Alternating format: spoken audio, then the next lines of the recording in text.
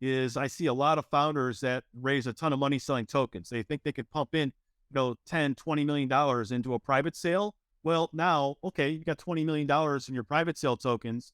Now, what does your fully diluted market cap have to be? Even if you go to like $100 million fully diluted, you still have 20% of your supply sold to private. And so you end up with these scenarios where now, let's say if the price does go up from 100 to 200, that's only a 2X. That's hard. You don't understand how much money it's going to take to go from 100 to 200, unless you have thin liquidity like Pepe. Then you can do it, right? But anyway, a legit project, you're eventually going to go up, and you don't have the 20 million in the DEX. When those people make profit and sell off, they strip it away from the community members. And that's also the kiss of death I see. And that's why as time goes on in the project, if they don't maintain energy, enthusiasm, building, and keep maintaining that, when those tokens unlock and people sell off, especially the private, because that's all they do is sell. That's why they're invested in that, is to make a profit. And so when they do that, it sells off and kills the whole project. You're listening to the Web3 Creators Podcast, where we speak to the brightest minds and builders in crypto, DeFi, NFTs, and the metaverse. Our goal is to give you the absolute best tools for building a thriving business in the Web3 space. Now, here's your host, Hernan Arber. Let's start creating. Creators, welcome back to a brand new episode of the Web3 Creators Podcast. I have a very special guest with me today, and he's not only a founder of a Web3 project, but he's also now helping other founders to find success in this space. And he's got a very compelling story, and we're going to talk everything from Memecoins to GameFi, all the way to how to design proper tokenomics. So please welcome Tony Drummond from Moonbound. How are you, Tony? Good, Hernan. Thank you very much for having me today, sir. Yes, thank you for coming. Thank you for coming on. It's my pleasure.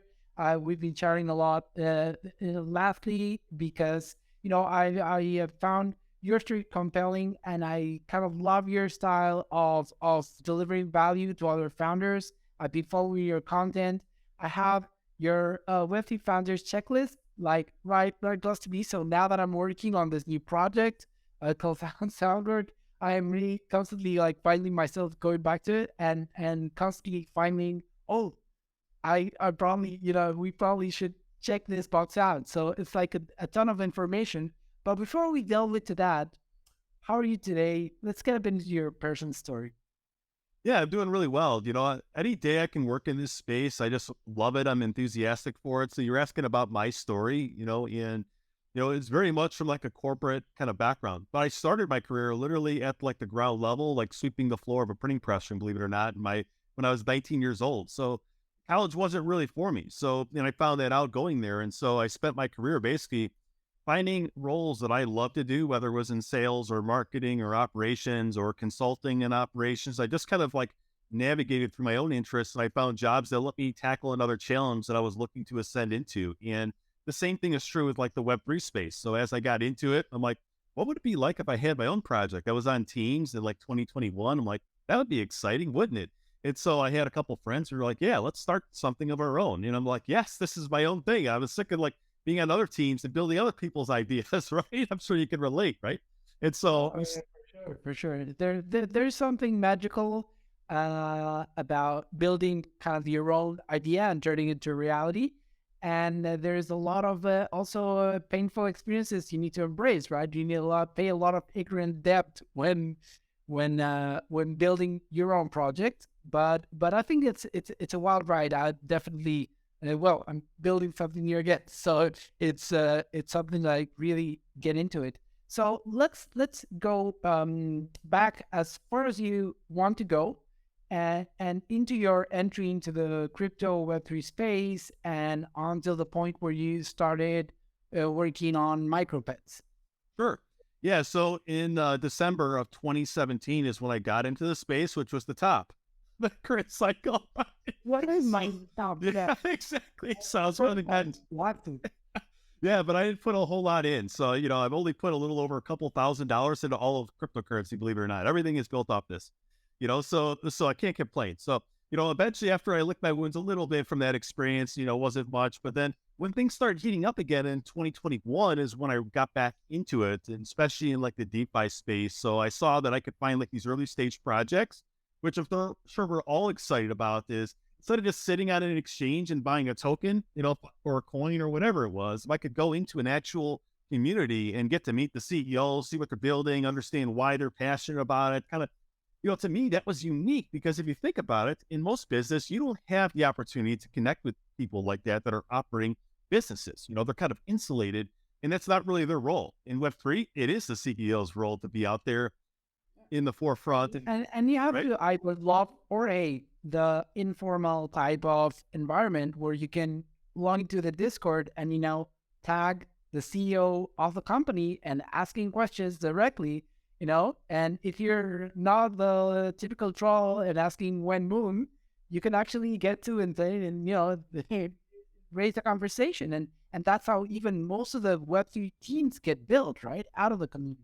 Yes. And you know what? That's how I joined, is I was someone who bought a token and I went in there and I was liking the community, saying positive things. The team recognized that. They asked me to join the team and I gave my background, everything. And I just started getting in there and I liked it. I love building things like this. And I love seeing what actually happens next, whether it's a good thing or a bad thing. Sometimes it's bad, sometimes it's good. It's just how the space works out, right? Then you got the bear market that even whips you around a little bit more and gives you some curveballs, but for me, eventually I reached a point where I'm like, you know what? I'm building things for other teams and stuff. Well, what if I had something of my own that was kind of designed from like the ground up? And that's what really inspired me to do that. Is with a couple of friends, we started our project. Basically, is MicroPets, and we started. And at the time, a lot of projects were just launching tokens with nothing, with no utility. Okay. So what we did is things a little bit differently. Is we took the time to build a product that people could actually use. They could go on the application, they could use the tokens, they can buy their pets, they could stake their pets, they can get some form of like a tokens as an ROI off of that. Then they can use their pet. We were building a game, like a play-to-earn game as well, that we eventually had launched. Okay, it wasn't like your typical play-to-earn game like an Axie Infinity where you're rewarding the token at scale. That's a tough problem. We'll talk more about tokenomics later. But that's essentially where we started. And right away, people took notice of that. They loved the project, and combined with sales, marketing, and business acumen, and just showing people that we had the know-how to build a real project, it ended up working really well. And within 3 weeks, the project that had started at $550,000 in market cap was over $200 million in market cap, and we have $30 million in liquidity. That shows you how much volume rolled in. It wasn't like Pepe where you're at $1 billion and you got 5 million in liquidity. It doesn't work. Or 15 million, whatever it had. That doesn't work. The ratio isn't there. Also, I'm wondering, like, I was watching the MicroPets. You actually built the game, right? And you launched a native mobile app, right? Yeah. I was developing mobile apps for the better part of 10 years. Went all the way from, just a senior junior developer all the way to director. And I know what the complexity of launching mobile apps, managing them alongside with a web app. And that is no small feat, taking into consideration that you also have your token, your NFT collection. How long did it take you to develop all that and launch it? Well, what's unique about us is we had our roadmap. Believe it or not, we hit every single roadmap milestone.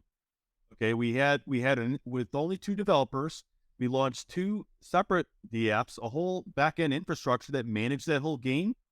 We had 72 smart contracts that managed the entire architecture. I was the CTO of it as well, alongside the CEO and the co-founder at various points. And that right there was only 2 people built all that. And I attribute that to having the right people on the team. We could have had a team of 10 subpar developers, and I've seen them in this space. It's horrible.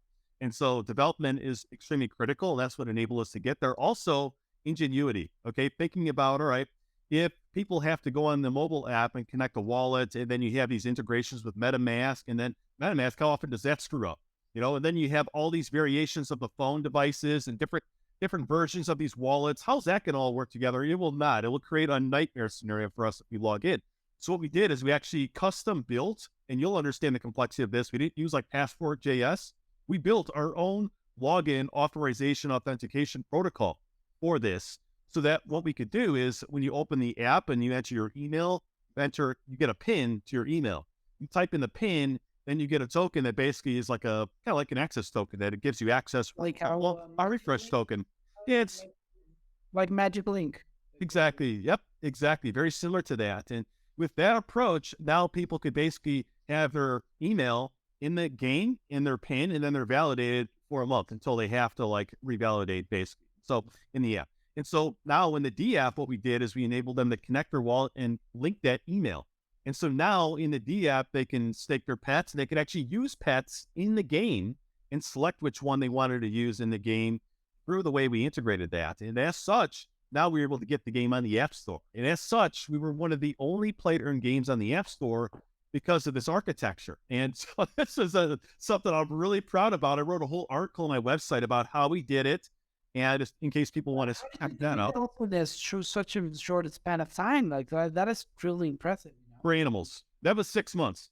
So that was 6 months. We had the game out and Cubics did the game for us. So we didn't have to program that. But that is one thing that did delay us a little bit. When I mentioned the roadmap, we were about, I don't know, a couple weeks after our initial launch date, but that was them that slowed them down. And I'll say this publicly, don't use them. They're terrible. So I just say that, don't use them. They're terrible. Oh, well, and so, yeah. I'm here for it, and that's good advice. It's very important not only to, help founders on what the best practices and what to do, but it's also very important to know what not to do. Yeah, if I didn't have our development team, we would have been in even bigger trouble, right? But it was Cubics that they helped us with the game design and things like that. But the development life cycle, it took so long, much longer than they said. It would take about, they said initially it was 3 months and ended up taking about 6. And of course, we padded it in our roadmap so that just like anything else, I put out the date with padding in it to help us, and it still wasn't enough. And so that's what I'll just state is be careful when you hire developers in this space, because I'm not saying it's just them specifically, it's just the nature of the beast. You see that everywhere throughout a lot of different. I just made notes for like NFT marketplace. It's just something I need to build also. It's like you get this quotes like $60,000-$70,000 for a quote that we it makes you go obviously I'll need to develop that in-house, and with that budget I can actually build a team that will try to go with the project and believe in the vision and go with us long term, right? Yes. And I think that's critical to start building like a long-term vision on the project. Yeah, let me touch on something, because you hit on a great point there when it comes to your team members and your developers and getting them incentivized, and bought into the process. That's extremely important. Like the guys that we had on our team weren't just there for the money. They weren't just there looking at us like a customer. They actually helped us like ideate things and come up with ideas and make the project better and solve technical challenges. These are the people you want, instead of just somebody that you pay and you get an output product. You want someone who will invest the time and help you in your journey. And the result of that is you get people that also can push each other. That's another component is both of the team members we had on there that were our developers were extremely hard workers. And so were we. I'm a grinder, 24/7 grinder.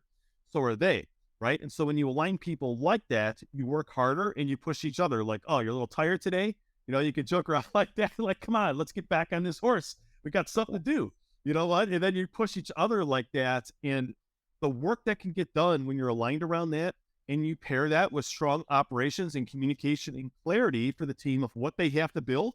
They don't have a new rework every single week. That was also a kiss of death I see in projects, is they start building it without having it planned out and aligned with the development team.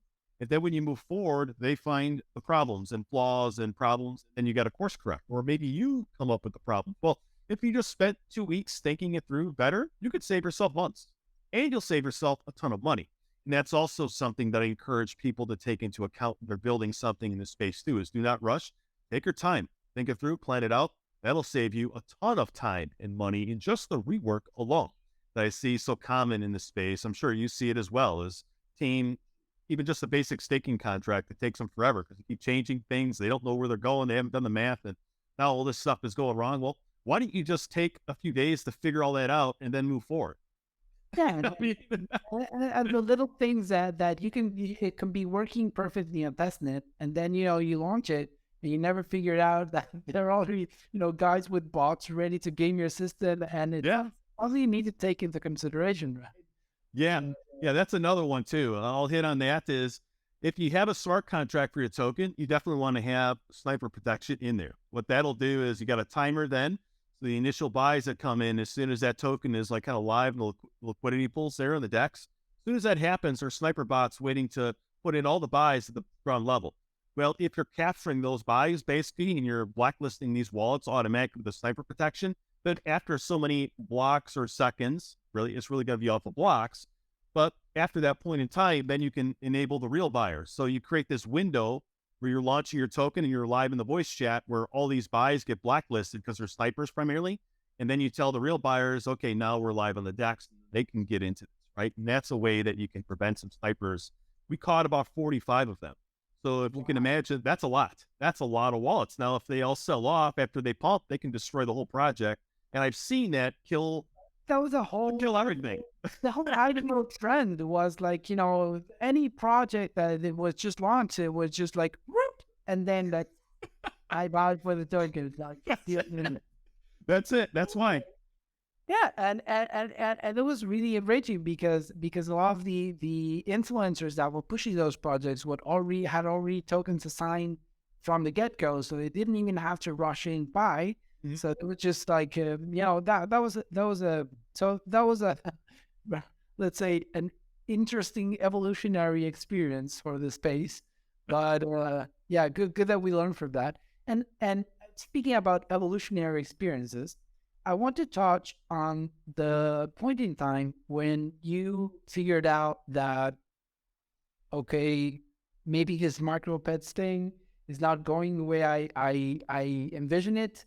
I think it's time to, pack my stuff, or you're just thinking of the next steps, or how did that happen?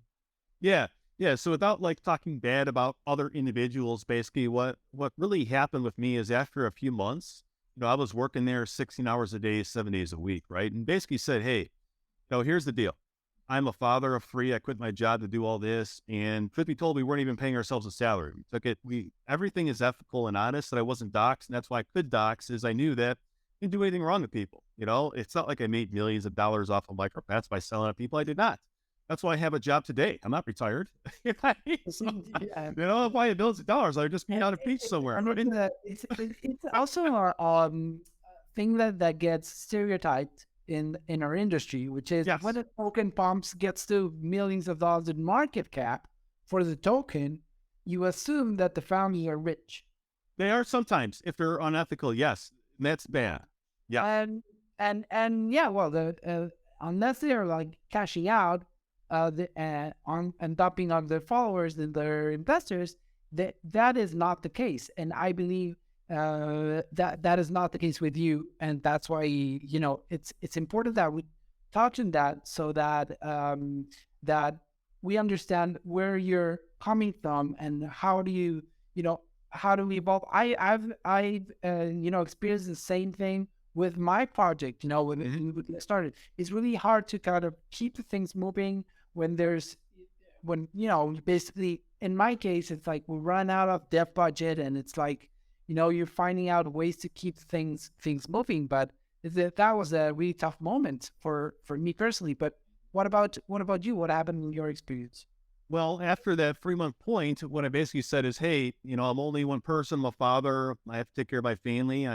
No salary here, and yeah, we're taking the risk in doing this, but it can only last so long. So what I'm going to do is, I need a lot more help here.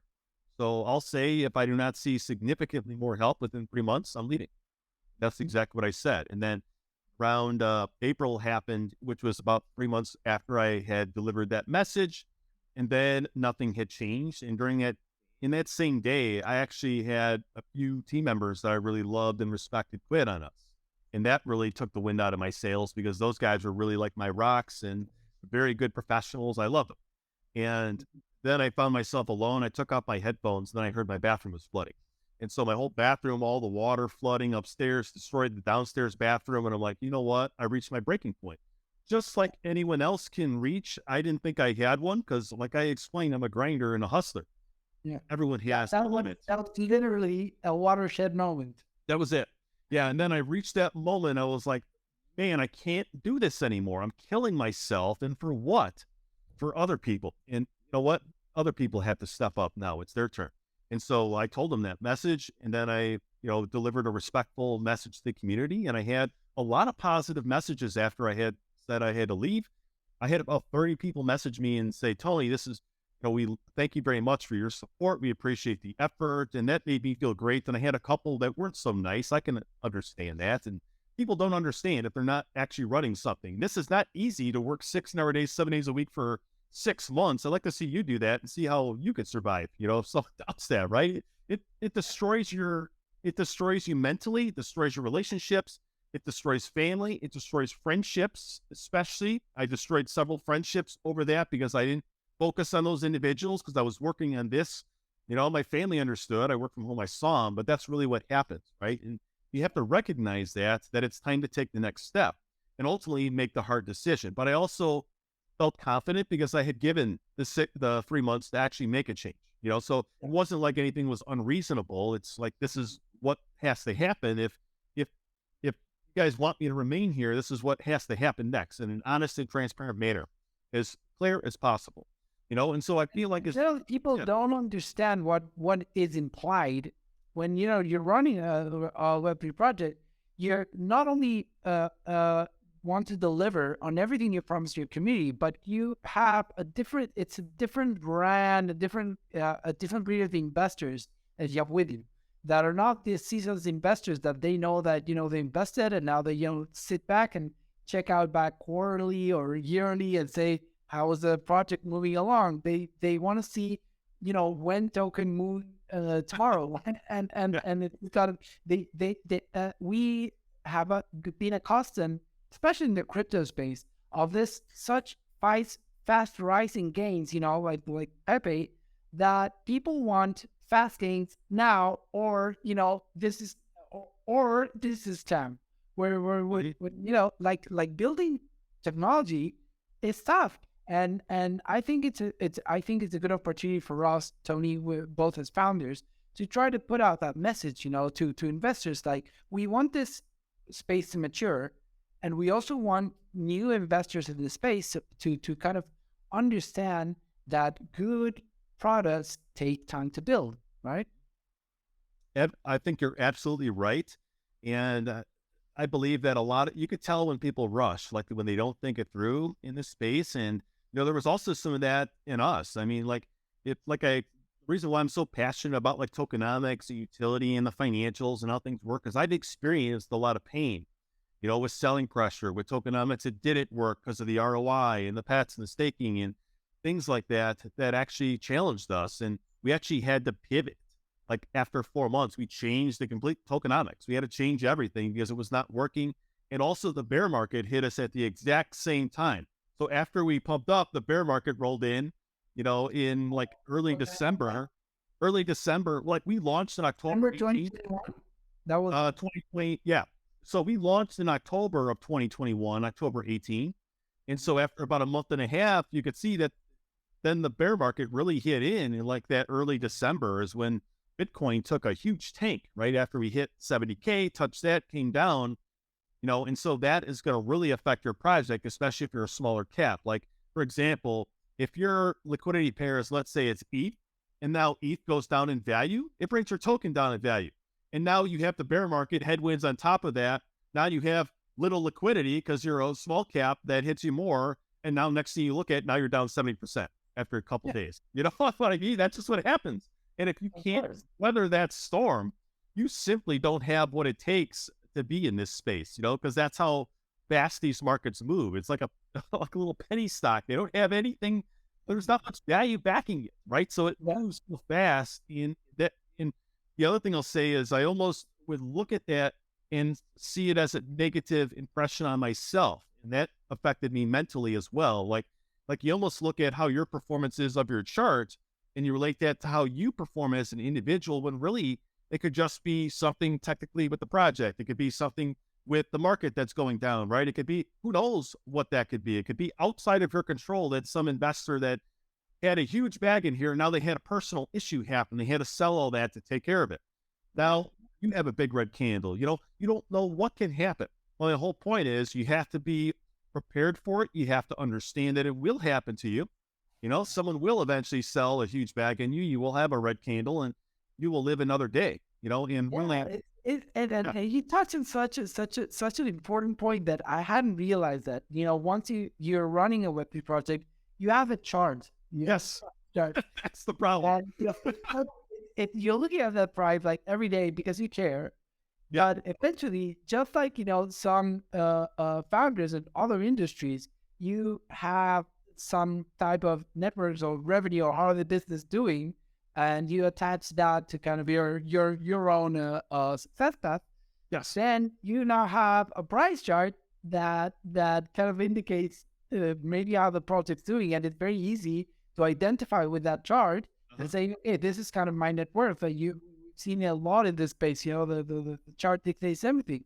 So it's important also to notice that the fact that the price is dumping doesn't mean that your Web3 career is dumping. So. Correct. Yeah. I mean, you should also know that will happen to you. If you don't believe that you're not going to dump someday, you haven't seen any charts in this market. Look at all of them. You can look at Cardano. You can look at Ethereum. You can look at the Bitcoin. You can look at, and those are much larger market caps with a lot more liquidity. So your volatility is going to be exponentially larger than that, right? So it's like having this, like you just explained, like being okay with that and saying, all right, despite whatever's happening, how am I going to move forward? How am I going to keep going, and keep building for the community, right? Despite what's actually going wrong. And, that's how I looked at it. And so like, even when the chart was down, like 95% or something like that from all-time high, because we were at $200 million, maybe like 90% or something, but came down, right? And I'd never expect, here's the other thing. You feel great when you're going that high, right? It's certainly a great result to talk about, but coming down doesn't feel good at all, right? And so what I think about is when I look at a project like this is we could talk about more about tokenomics and these memes and their recklessness, but what you want to do is get a higher floor, come back down, get another higher floor, come back down, and keep going like this. Like our chart was like a hockey stick of straight up because we were aggressively marketing and we were really good at it. And so many people, like 70,000 holders in 3 weeks. It was crazy. Okay. So, that takes a lot of energy and effort and marketing to get there. But the problem is you can't sustain that forever.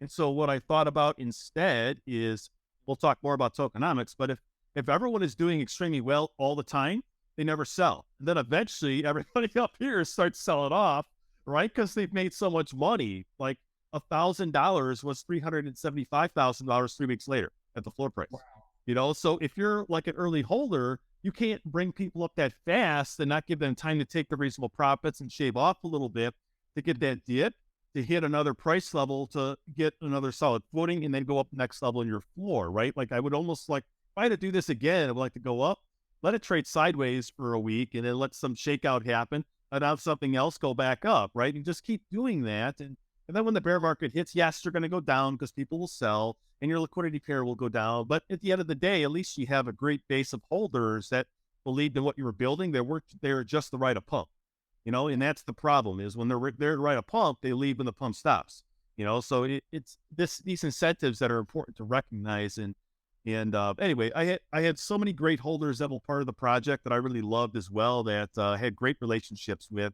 And I find that's also a critical component is how you could build that out. And if you can build that trust level, you'll be able to bring in some really good people as you're building your project. And you don't have to chase the moon. Don't go 375x like me in 3 weeks. It's painful on the way down. And you will come down. You will definitely come down. To see it, something like that work out and stay there. You could say it's not sustainable. Guys, just a quick break from our episode to tell you how much I appreciate you for being here and following the podcast. Now, if you're watching this on YouTube, please subscribe and like and share it with your friends.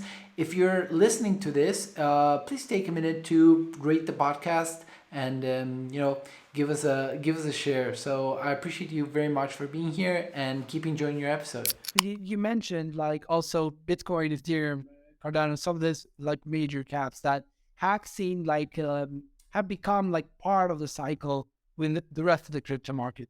So how would you try to make if you had to distinguish clearly between the projects that are able to come back during the next cycle and still be, present or even make new all-time highs, which is just a few out of the thousands of projects that are out there, between the, tons of meme coins that we're seeing. I don't know what's going to go on with Pepe. Maybe it reaches such a escape velocity that it becomes an ingrained meme like Dogecoin and, Shiba, it forms a culture that creates a base of token holders that are just, head against the wall as we will hold forever.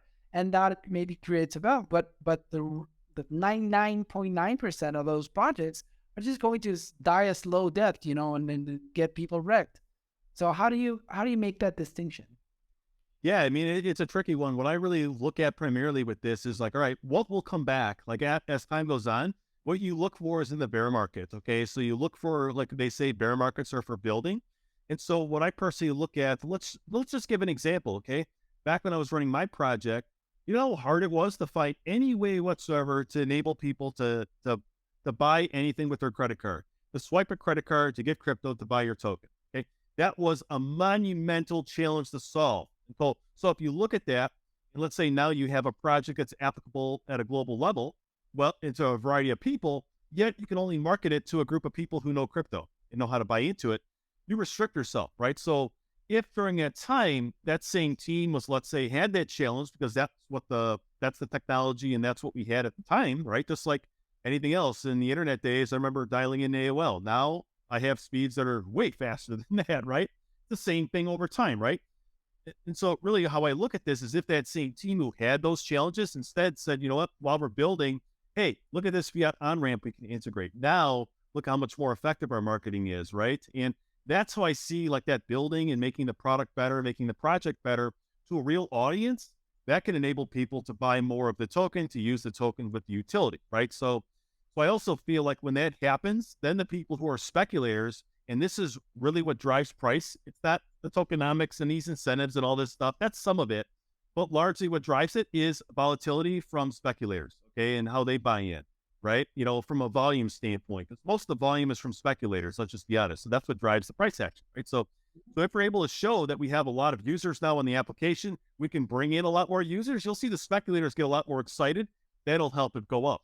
If you're a meme, all you have to really do is hopefully you look out and you guys have a good team and you can keep the momentum, keep the energy, and keep the attention.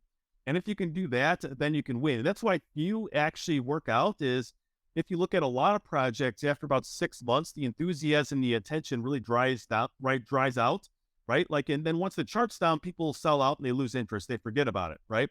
And so if you want to revitalize it, well, then how do you get the people back? Like, how do you get them back? And it's difficult to do that. It's like, did you collect emails while you were alive? Like, so everyone has an email box. Did you do that so you could send them an email, let them know about updates, in case they're not watching the Telegram chat?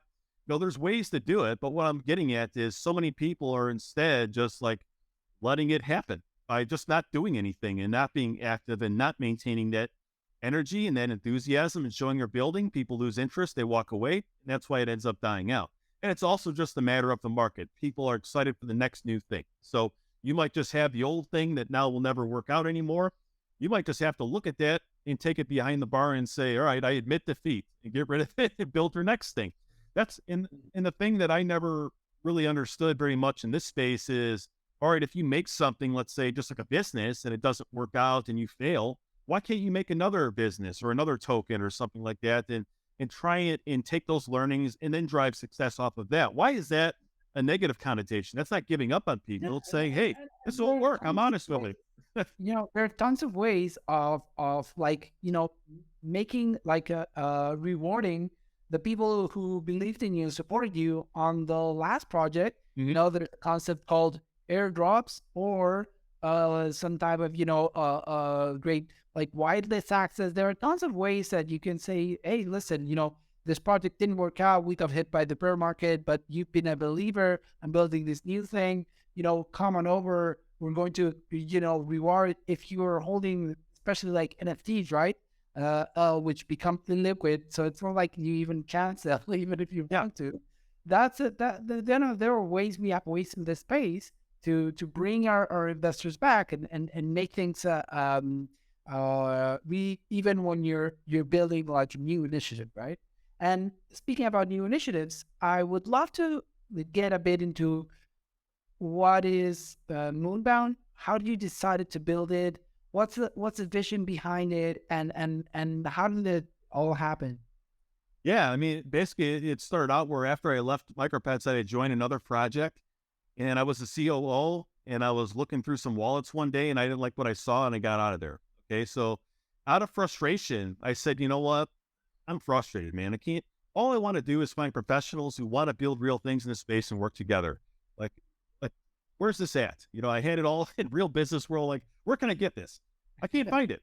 I tried. I can't get it. And so what I did, I said, you know what? I'm starting my own thing, and nobody else is allowed in here unless they're a professional. You know, and unless the clients are professional, they're not allowed in here either. So if you have a meme coin, you cannot work with Moonbound. I'll say that explicitly. You're not allowed to work in here. You have to have a real project. You have to be taking it seriously. You have to have a real business plan. You know, you have to have, I'm not saying everything fully fleshed out. That's why people hire us in the first place as consultants, right? We're not expecting perfection. But what we are expecting is someone who legitimately wants to build something and not just build something to get rich and sell off on people. That's not what we want to support. And so with this vision in mind, I said, all right, that's who I want to help is myself. Okay, that's who I'm looking for is people like myself. Okay. And then I thought about how can I help them? I don't know what they all need help with. So I start off with this Chinese menu of services in a sense. And I found out in my first website, and I found out what people really wanted from me was help in tokenomics. They wanted some help in operations. They wanted to learn. And they had questions across a wide space, a wide variety of questions on how to operate a project. And I said, all right, I can help with that. So what I really did is I started a simple advisory program, let clients come in, and I work with them a couple times a week for an hour, and we do a monthly recurring revenue model. And so for me, that was very nice to start up a consultancy like that, gave me a nice cushion every month, assuming I could keep the business, and just built everything up from there. And within about a year will be next month. And, you know, after about a year, we're $250,000 in revenue so far. You know, it's just starting out. Amazing. And that's all. And by the way, I'm also the only company in this space that has a guarantee. For any client who pays me the deposit, let's say they're going to start working together and I take a deposit like anyone else of 50% to protect the risk, right? And then they start working, they say, Tony, I don't like this. You suck. So you know what? Here's all your money back. I'll give it right back to you. I don't want it. Yeah. And I've never had somebody do that. I've never had somebody like fire me. I've never had any of that happen actually. And so I actually have fired customers in this business. If I didn't like how they were operating, I didn't like their professionalism, I didn't feel they were going the right direction, I cut it off because it's not working. I'm not going to take somebody's money if I know that they're not going to be successful with it. And so through these simple core principles and this purpose of really trying to help people and avoiding anything counterintuitive to that, I've been able to become very successful by just focusing on that alone with producing content on LinkedIn that actually help this target avatar with these challenges in an open manner and trying to give as much value as possible instead of just trying to sell people all the time. And through like this approach is how it's grown this fast. And yeah, I mean, I'm excited for this next year and all I'm continuing to build with this. And now I'm going more of like a scalable thing as we're discussing ourselves as well. It's like, how do we help people at scale? Because I know the budgets are going to be thinner with how hard it is to raise capital, you know, for example, these days. So how do we drive value for people with less upfront costs to give them more value and enable more people to experience, you know, what we're able to communicate from a real learning experience in this space, right? There's a lot of knowledge you and I both have that we can share running our respective projects and operating in this space. And that's what I look to do next is, well, basically provide that value at scale. So that's like the next iteration that I'm personally going towards alongside. Like what I've also found is helpful is a lot of projects they don't know their financials, or their financials are this wall of numbers in an Excel. And taking that, building a visual simulation of that so I can actually show them how the money is made, like literally a money printer, visualized, programmed, you know, showing users coming in, them spending revenue and using tokens and how the numbers actually work out and being able to change variables. That's been a really fast growing area for me, especially because communicating how projects are complicated, especially, you know, with how people make them a lot. And so showing the economy is also another important aspect that I found whether that's to investors that are in AMA chat, or that's to venture capital investors, whatever it might be, having that visual that you could play and show how the money is made, how tokens are used with actual numbers, that's been very valuable as well. So that's been a key growth area I've been focusing on lately too, just doing those. How do you learn that skill of bringing a tokenomic model into a practical type of graph that any founder can understand and convey to potential investors or members of the community? Because tokenomics, we generally see a white paper, we see all this complex formulas, and we just assume, well, I guess these guys knows what they're doing. Nobody takes the time to actually decipher the formula, but it can conveys that, okay, they've done their homework. They probably know how this token is going to work. And even with all this complex mathematics, what a lot of projects fail to really drive down is what's going to drive the demand side, what is the mechanics of the token, and why is this token sustainable, right? And so how do you acquire that skill, which I think is pretty unique in this space? Well, first of all, like we discussed, I'm also a software engineer. Okay, so when it comes to development, that's part of it, but a lot of this relates to actually studying charts. I'm not sure if people are familiar with Dennis Rodman. He's a famous, rebounder from the Chicago Bulls. I'm from Chicago, but Dennis Rodman used to say that he would just sit in practice and study the ball, hit off the rim. Where's it going to hit off the rim? That's where I got to be positioned. How many spins does this ball have in the air with this player before it hits the rim? And how does that impact the ball? So what I look at is what actually drives the value of a token. Okay. All the fake math aside, a lot of that is BS, like I said, because you could do all that you want, but it's really speculation that drives price, right? And so how do I make a token that's designed so that it has sufficient liquidity? So that somebody who says, yes, I want to put in $100,000, but I don't want to because I'm going to have this huge green candle and all these people are going to sell off on me because of the slippage, So how do I design a liquidity pool that actually has enough capital in there to make sure that trade, when it comes in, that person is happy to put in that trade because they don't end up buying up here. They can buy towards where they actually want to buy in at. So for me, that's just thinking about from the mindset of people who actually buy these tokens. That's the easiest way I can explain it. And so everything I do is from that place. And I've experienced why people buy stuff, why people sell stuff, especially in my project, as I come up and I've come down. I've seen both sides of the equation. Now, I also pair that with, I spent about 7 years in a high-end printing company where I work with the top agencies in the world.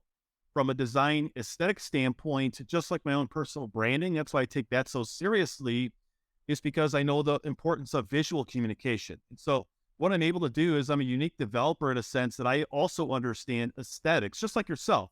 You understand simplicity and aesthetics. And that's what I've noticed in your work, and it's the same thing here. So if you can understand how to lay something out visually, and you understand the big levers that actually matter, and you understand how to program, then you have the skills you need to use a tool like Machinations and build these simulations. Yes, there's people who will spend months doing a whole bunch of math and will charge you $100,000 for that. Yeah. Yes, it's speculation that will drive your price. So if your token is in the toilet, I don't care what your math says, nobody's buying it. So you, as somebody who's designing a tokenomics, needs to look at those allocations and say, you know what, as time goes on, as we can deepen our liquidity pool because we have incentives for that, as time goes on, we can enable better buyers to come in and we can make sure that we're not going to be sold off. Furthermore, let's look at the private, tokens. When do those unlock? What's the value of those? So for example, I just did a video yesterday on LinkedIn that showed that, hey, if private unlocks millions of dollars of value and your liquidity pool doesn't have that, you're at zero if they sell it all. That's a huge liability. All your investors that you have, all your holders could be wiped out by a very small group of people. So how I look at that as well is I look at what are these people who are going to hold the token later on going to do as well. Okay. In addition, if you have, let's say you have a project that just starts out and you have very low liquidity, you got a $30 million market cap, and let's say you got $1 million of liquidity, very low. Okay. Very low. So I think that that's really low. And so now look at how volatile you are. If somebody sells 500 grand, your market cap goes from 30 million to 15 million. You lose a ton of value off of that. So now, if you look at your own development, marketing allocations, all this other stuff, where are you going to sell and how are you going to sell that? How are you going to liquidate that and actually realize that value? That's the liquidity pool.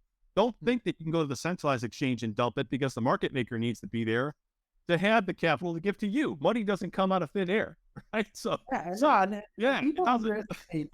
People underestimate what really liquidity and slippage means, right? Yes. And I experienced it a lot because I was, as part of, I founded EOS Israel, and part of the ecosystem that has a ton of tokens that are really illiquid. When it really comes down to, okay, I want to try to sell this token, you find yourself, dumping the price for being a single investor trying to sell off $1,000 worth of the token. There's no impact in the price by 40%. Yes. Yeah, that's exactly a very common scenario. You're frozen for me a little bit right now. Can you hear me okay? Yeah, I think we got cut off for a bit. Okay, now you're back. Okay. Yeah, I think you make a great point. And like we were talking about with memes, and Pepe is pumping right now. You saw the articles about, hey, so-and-so put in $250 or whatever, and now it's worth $1 million or so, and they can't sell it, right? Because if they sell, like I did a video on that too, if they sell, they kill the price by like 25% or something. They decimate it. Right? How many people really, they speak about these cases, but probably, a lot of people that maybe got into the first part of the half of the hype are up 3-5x, right? But those stories of the people who put in $200 and a lot of influencers push out the narrative, and they look at the initial price of the token, where how many people really got in? 10, 20? Yeah. Like, how many people were buying that with the initial set, except the insiders and people who were already, created the token, and they have, the 99.9% of that token. So I think, how do we educate our space more in terms of ample liquidity, distribution, slippage, all these terms, especially now that we're using DeFi, it's important that people understand that before they start dabbling into Memecoins and other, tokens, so that they don't get wrecked, right? Yeah, the easiest way I can explain it is just like how I did it, is take a little bit of money and start using it, become a liquidity provider, with, $50, take $25 and $25 worth of a token and put it in there and see how it works. And you're not losing much. Learn about impermanent loss. Like when I remove that, like when I remove the liquidity, do I have less, capital, or do I have more, right? And why do I have more? Oh, that's because I was getting actual fees from being a liquidity provider, right? I was actually making something off that. And if the price goes up, do I actually have even more of an advantage if that happens, right? And if it goes down, do I have a double disadvantage? It's actually, right, that I get doubly killed with impermanent loss, So like learning how this stuff works is important, but it's not overly complicated either. Like you can go right on YouTube right now and look up, the constant product formula, for example, X times Y equals K, and you can learn how the Uniswap version 2 liquidity pools actually work, like how the price works, the exchange of value. You can see the curve of that, and you can see that visually and learn from that. There's some great content out there that does that. So what I would say is like start experimenting with it, get in there and learn about it. And then also watch charts and say, all right, this project launched, look at how much they have in the liquidity pool. They have hardly anything there. Look at the volatility that happens. Or this chart launched, the team has ample liquidity. And yes, they've taken some hits in the beginning with selling pressure, but to our surprise, they're not really down that much, right? Because of the liquidity. And the amount of the holders, the percentage that the largest holders are holding off that token, that's all on chain, right? Yes. Yeah. And that's another thing I do right away is I go right into the contract. I use all the scanners. That's what I would say is use the scanners, go into the contract, go to the holders list and look at the percentages. And you can actually label the wallets. And sometimes it works. We were so mad that we could not label one particular wallet or contract that we wanted to label. We tried like 50 times to label it with what it was, but we could not, but you want to look at that and label all these that you can. That way, when people go into this, they say, oh, this allocation is for development. This allocation is for marketing. This allocation over here is the staking. this allocation over here is for centralized exchange listings. Whatever it is, that can be locked up in its own contract, and that can show up as a separate line item, essentially, at the top of that holders list. And when I see that, I like that. Another area that I also look at is the transfers in the beginning. If I go to the very beginning of the transfers of a token, and you can click the token tracker in the scanners and look at all that, and I start seeing that in the very beginning, these tokens moved all the way over here, and these moved over here. No. When those tokens, my friends, these are the cronies, yeah. and these are the tiny pledgers that are going to help me pump the price. Exactly. So I watch all that. Like, I'm probably one of the better wallet trackers. I'm not gonna say the best, but I'm a really good wallet tracker, right? It's so That could be a startup idea in and of itself. Just dropping the idea bomb out there. there's some good ones like Zach XBT on Twitter is a phenomenal, right? And I'm not nowhere close to that level, right?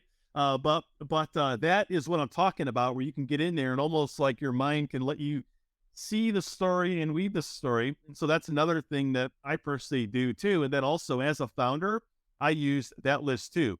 So I looked at all the holders and I looked at what was happening with the wallets. Were people buying more? Were they selling? You know, what was kind of going on with these top holders? Because that's what's like holding your floor up, right? Like people that hold like 10% of your supply, it might not sound like a lot, but that's propping up the majority of your price. Because if you have 10% of your supply in the DEX, and these people hold 10% of your supply, if they sell, they bring you to zero, right? And so just understanding this relationship is why that's also important. But I got it where I actually memorized almost all the wallets. So I knew if someone sold or bought, I knew the wallet, and sometimes I even knew who it was. I have a weird memory like that. So I use that. Separately particular to like, you know, it's one thing to remember names, but it's a totally different thing to remember hexadecimal of one and a half. That may be like deadly. Like I still remember the license plate on a rental truck from 3 years ago, AD 60984. I still remember it. And it was from Arizona. I still remember it. And so that's what I'm saying is like having like this, like being that, I don't want to say obsessed, but being that ingrained into what's going on in your project and the things that actually affect the value of your token is where I would focus some energy. Not all of it, because you have to focus on marketing and growth and everything else, but you still have to pay attention to that. Because if you like one of the top holders, build relationships with that individual and they love what you're building, they'll even buy more. They'll become strong supporters of you. They'll tell other larger people about this. They'll come in. I mean, so this is something that's often discounted is don't look at that holders list of, wow, these people are a risk for me. Look at it as an advantage to get to know the people if you can. They're just random wallet addresses sometimes, but if you send them something or if they win something and you can take a mental note of that, over time you begin knowing who everybody is. And then you can start understanding what they're actually doing and what's going on. So if you see like I'll give you an example, you see somebody who was really enthusiastically supporting you and now they sold off, right? That might be an opportunity to reach out and say, hey, what did I do wrong? Is there something that I could improve? You know, and you're not saying that you're tracking their wallet or something like that. You're coming from a place of, hey, I'm just trying to understand. I loved having you here. You know, what could we do differently? I mean, like taking that feedback is something you can adjust. So this is something that I also really practice and really tell other people to do is like have that feedback loop where you keep getting better every single week and truly trying to improve, but definitely make sure you know who those people are. So I have a few more minutes, by the way. So let's take those minutes for getting your experience, not only as a founder, but now that you've helped a lot of founders in the space, what would be your top 2 or top 3 core advisors for Web3 founders starting to build their businesses in the space? You've noticed, things that they're struggling with, things that are generally something that you can always point out. What are the things that you would generally advise to people taking, coming into the space and trying to build something meaningful? Okay, that's a great question. So number one, and this is an area that often I don't see prioritized enough, is the branding, okay? The branding, the graphics, the design, because as soon as you look at anything, you judge it by that. Like if you see a restaurant sign, it looks kind of cheesy, the graphics aren't, you think it's cheap. You see a restaurant sign with a nice modern logo, it looks beautiful, you think it's more premium, right? That alone changes your perception. So that's other people also with their perception of what we're talking about here as well. So having a design and brand aesthetic is key. the next thing is also making sure that all of your marketing efforts, you've actually created a very clear journey for people. Okay. Because even live project I see, like for example, they have on their Twitter profile, for example, they don't have a link tree. They have a link to their website. Well, when you go to their website, maybe the join community link isn't even that prevalent. So now all the marketing they're doing on Twitter, people find out about it. They go to the project's page, they click on it, right? That's where they go next. Then they see the bio, the description. There's a link there. They click to the website, but there's nothing that drives them to community. You just lost that person. Lost an opportunity to convert somebody into an owned audience, which is your community, from that rented audience, which is Twitter or whatever that influencer or whoever your marketing through might be. So that's something that I really believe in, because once you have those people in the community, now you can work to convert them through, know, like, and trust. That whole process essentially, which is vital, right? And then also off of this, I also encourage people to understand tokenomics, all right? Because if that's not set up right, then you're going to have problems no matter what. Like, you can get your marketing right, you can get everything right. Like I just shared today, we had our own challenges. That's what gave us some significant problems. Was the tokenomics we had set up in the beginning. That's why I'm passionate today about that, is I see a lot of founders that raise a ton of money selling tokens. They think they could pump in, $10, $20 million into a private sale. Well, now, okay, you got $20 million in your private sale tokens. Now, what does your fully diluted market cap have to be? Even if you go to like $100 million fully diluted, you still have 20% of your supply sold to private. And so you end up with these scenarios where, now, let's say if the price does go up from 100 to 200, that's only a 2x. That's hard. You don't understand how much money it's going to take to go from 100 to 200, unless you have thin liquidity like Pepe. Then you can do it, right? But anyway, a legit project, you're eventually going to go up, and you don't have the 20 million in the DEX. When those people make profit and sell off, they strip it away from the community members. And that's also the kiss of death I see. And that's why, as time goes on in the project, if they don't maintain energy, enthusiasm, building, and keep maintaining that, when those tokens unlock and people sell off, especially the private, because that's all they do is sell. That's why they're invested in that, is to make a profit. And so when they do that, it sells off and kills the whole project. So that's something that those are the three things I would really focus on, is, basically, to wrap things up, is making sure that from a starting point, your project, you have very strong fundamentals with it, right? Is absolutely key. You plan all that out and you think it through very thoroughly, so you can present yourself as best you can with strong design, making sure you can market and build that community, and then also making sure that you continue the pathway forward with strong tokenomics, right, as time goes on. So this is Tony, this has been great. Where can our audience find you, know more about Moonbound, what you guys are building, and reach out? Well, first of all, thank you very much for having me on. So I encourage the visitors to also check out what you have to offer as well, Hernan. And for me here, so they can go to moonboundconsulting.com, or they can just search me, Tony Drummond, on LinkedIn. And I encourage you to do that, because there you'll be able to see my LinkedIn. I have a newsletter where I put out something every week for founders, and I'm starting to grow right now. And that's where you'll get the latest and greatest information. But on LinkedIn alone, just follow that. And as you mentioned, the checklist, take that checklist, and man, that'll deliver to you. I can't even measure the value. I can't even measure the value of the checklist alone. And I'm a strong believer. I'm one. It's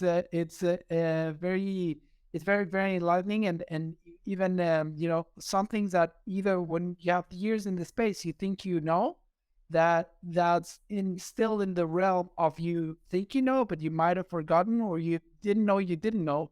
So those are super enlightening, valuable. Tony, I want to thank you so much for your time, for your knowledge, for all the inspiration that you brought to this episode. And I think we had a great session, very valuable.